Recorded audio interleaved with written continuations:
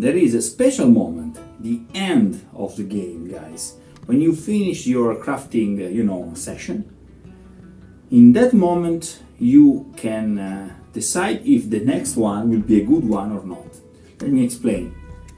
Keep your lab in order, everything organized. Keep your lab organized is a key for your creativity. I know that a lot of you are very, like me, very disorganized, look, the chaos on the desk. Sometimes you hear people saying that, you are creative, so you need to, your organized chaos. When I go to my desk and I find everything at its place, it's easier to get started.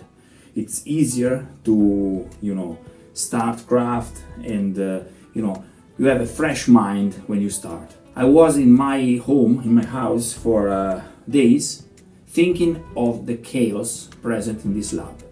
And I was just, procrastinating the moment to come here and put everything at its place and then start. Because the key is keep the environment clean and organized.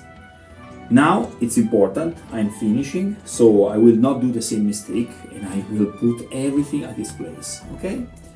I have now a clear idea of the dimension of this little swamp village. It's coming out nicely. This will be the third house.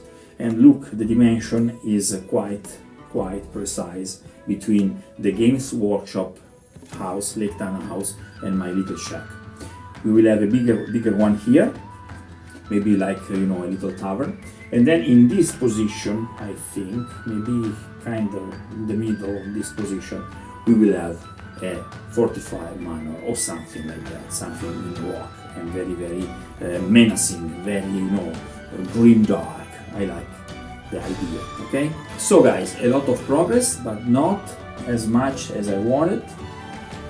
Time is very rare in this period. And also remember, in this lab is freaking cold, so I cannot resist more than 1 hour and stuff like that. I hope for the next winter season I will be better organized. I hope you enjoyed this video, and till next time, happy crafting!